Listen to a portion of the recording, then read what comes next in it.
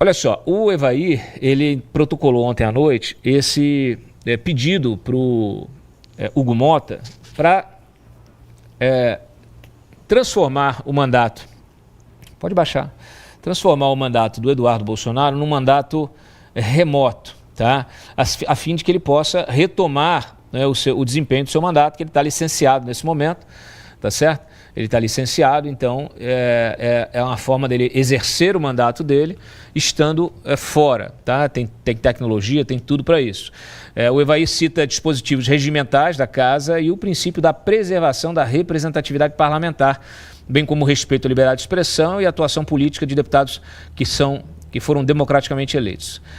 Para o deputado, há um processo de criminalização da atuação parlamentar em foro internacional, tá? Então está aqui a explicação dele, de conhecimento público. O Eduardo está lá nos Estados Unidos, vem mantendo diálogo com autoridades estrangeiras, com organismos internacionais, como a OEA, sobre as questões relacionadas ao cenário institucional brasileiro, tá? Então, ele está muito preocupado, o Evair também, tá? Ele acha que essa atuação dele está sendo interpretada de forma equivocada, desproporcional, tá? E ressalta aqui o caráter persecutório, inclusive da medida aí da abertura do inquérito na semana passada para investigá-lo. Tá? Esse caráter persecutório é evidente, demonstra o uso das instituições estatais para intimidar e silenciar opositores do atual governo, numa inversão alarmante de valores democráticos. Então tá aí, vamos ver como é que o Hugo Mota se posiciona. Para comentar isso e outras questões relacionadas a toda essa história, eu tenho aqui um convidado especial hoje, o Paulo Figueiredo. Paulo, obrigado pela tua presença aqui, parabéns pelo trabalho que você está fazendo também aí, junto com o Eduardo, cara. Fica aí absolutamente à vontade para abrir o teu comentário aqui. Eu que agradeço, Cláudio, é sempre um prazer estar aqui com vocês. E obrigado aí pelas palavras gentis. O que o deputado Eduardo Bolsonaro está fazendo foi um sacrifício enorme, né? Eu gostei da iniciativa agora da oposição, que foi importante, porque, como você falou, existe uma questão da preservação da representatividade. O deputado Eduardo Bolsonaro é um deputado com, se não me engano, perto de 800 mil votos em São Paulo, e o povo de São Paulo o elegeu com um determinado objetivo. Ele sempre foi um deputado com pautas nacionais muito fortes, e ele resolveu que a função dele poderia ser muito melhor exercida ele estando aqui nos Estados Unidos do que estando no Brasil. E para isso ele pediu licença, abriu mão dos seus vencimentos e tudo mais, mas essa licença se esgota agora no mês de julho. Em tese, o que aconteceria seria a Câmara talvez cassar o mandato dele por falta ou alguma coisa do tipo, ou ele mesmo renunciar ao mandato, o que seria uma perda enorme, porque de fato é um dos deputados mais ativos do Brasil e o trabalho que ele vem fazendo aqui nos Estados Unidos vem surtindo resultado, e a prova disso é o desespero que isso tem causado no STF, na Procuradoria-Geral da República e mesmo na oposição, no governo, com o deputado Lindbergh, as ações do deputado Lindbergh e companhia. A gente está parecendo estar no mesmo estúdio, hein? Você tem o teu programa aí, que horas? 14 horas? 14 horas.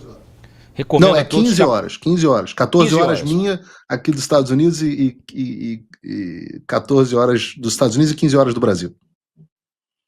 Bom, então o pessoal aí que quer ficar informado também de tudo que está acontecendo lá nos Estados Unidos, acompanha aí, siga o Paulo Figueiredo e as suas lives aí todo dia às 15 horas, tá?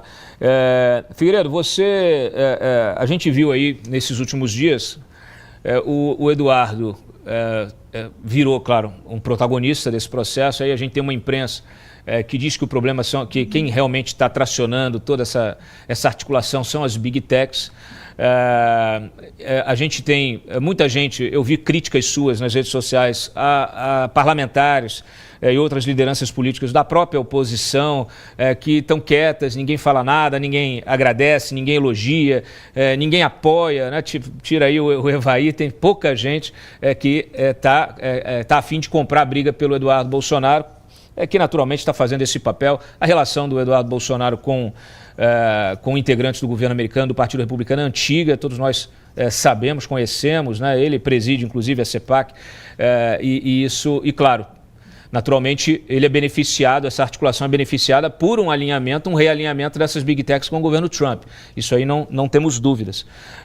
Mas a gente percebe claramente que no próprio PL, né, toda essa história desse novo inquérito contra o Eduardo, ele tem a ver com a falta de assistência, né, de apoio do próprio PL. Valdemar Costa Neto não mandou nem um assessor, nada para o Eduardo, deixando ele no sereno, vamos dizer assim. Ele tá com o PL todo direcionado aí para apoiar a Michelle, mas o Eduardo ficou no sereno a ponto do pai ter de dizer publicamente que estava apoiando financeiramente. Isso gerou esse inquérito novo. Enfim, a história é conhecida e está aqui, está nas manchetes, mas eu queria a tua avaliação sobre esse cenário, né? Porque quando a gente fala do Eduardo, a gente está falando também da oposição, da postura da oposição, a gente está falando dos desafios que estão postos para 2026, ano que vem.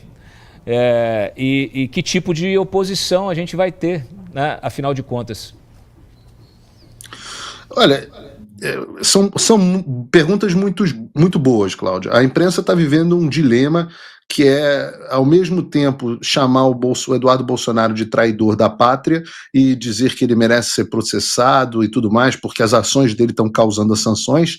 Só que eles perceberam que isso gerou um capital político gigantesco para o Eduardo, então eles agora partiram para a ideia de tentar dizer que é tudo uma ação das Big Tech. O que é a verdade, e eu posso dizer isso porque eu comecei esse processo antes mesmo do deputado Eduardo Bolsonaro. A verdade é que o processo, a liderança do processo é conduzida por ele, e ele é muito aberto a esse respeito.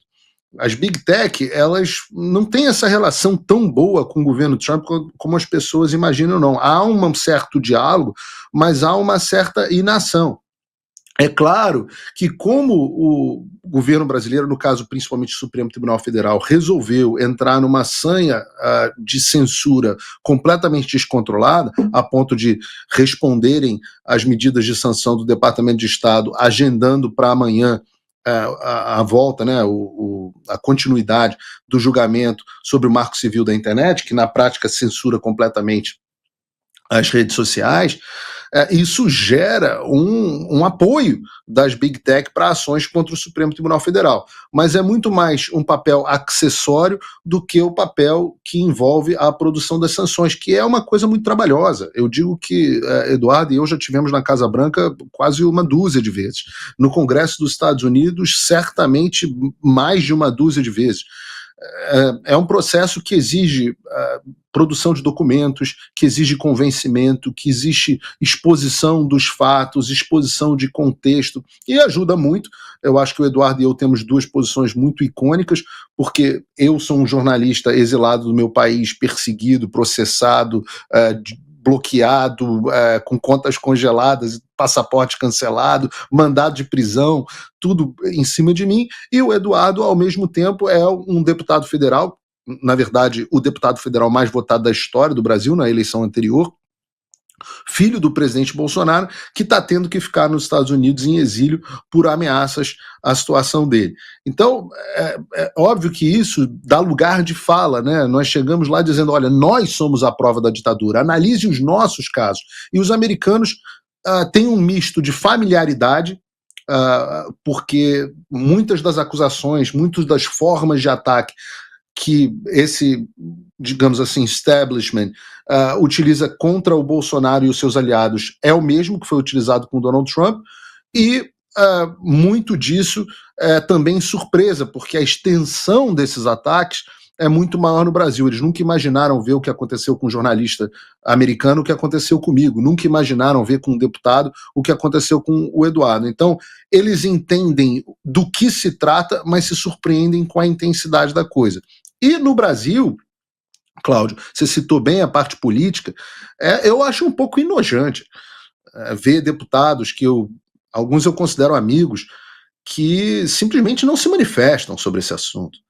O Eduardo estampou aí a capa da Veja esse final de semana com uma posição bastante presidenciável, está num momento político bom, deve começar a ser testado nas próximas pesquisas para presidente.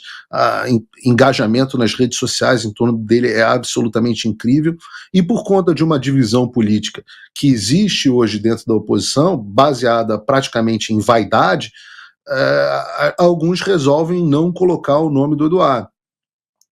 Eu acho que isso é uma perda de tempo, né? E é uma pena que o Eduardo não tenha o apoio nem do presidente do próprio partido. Eu confesso a você, e disse isso ao próprio Eduardo Bolsonaro, que eu não sei o que ele está fazendo no PL. O Eduardo Bolsonaro é presidenciável, um nome fortíssimo, obviamente deixa claro que só vai aceitar essa missão caso o pai seja impedido de concorrer, e todos os nossos esforços são para que o pai possa concorrer, como qualquer brasileiro possa concorrer. Não tem por que o Jair Bolsonaro não poder concorrer, mas caso ele não possa, o capital político do Eduardo é gigantesco, e qualquer partido quer um político como o Eduardo, que em certos sentidos, Cláudio, tem muitas vantagens em relação até ao próprio Jair. Eu nunca escondi isso, eu tenho uma simpatia pessoal muito grande pelo presidente Jair Bolsonaro, mas eu considero o Eduardo uma versão mais preparada, mais polida e mais adequada para esse momento de Brasil, até do que o próprio pai. Moderna. Mais moderna. Moderna nem sempre é um adjetivo, para conservadores, é um adjetivo positivo. Mas ele, sem dúvida nenhuma, é uma versão aprimorada do pai. Tem as qualidades do pai e não tem determinados defeitos. Mas eu acho que o Brasil está bem com qualquer um dos dois Bolsonaros.